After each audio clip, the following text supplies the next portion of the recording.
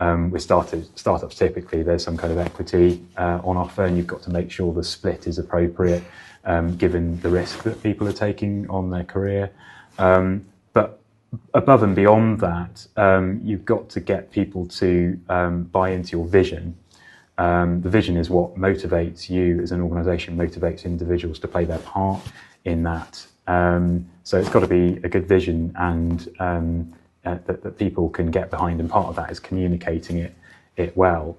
So everything really comes from vision, and from that stems your culture as well as an organisation. Culture is really important.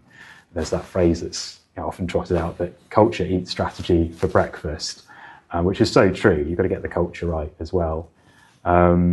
So yeah, hopefully that's answered most of your question. Maybe there's follow-up questions. No, it is. I mean, it's opened loads of questions. So, so you've mentioned there a few times vision. So clearly, you've got a vision for the organisation. You had a vision for what you want to do. And what drives you? What is your vision? Why are you doing it? Why? Well, ultimately, we want to play our part in decarbonising the planet. Okay. So the built environment is a very important part of that. It's responsible for a large share of our energy demand.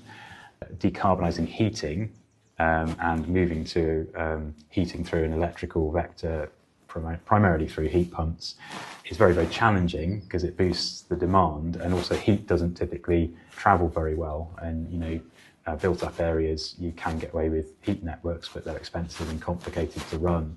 Being able to generate the heat with heat pumps locally via electrical means is probably going to be the way to go.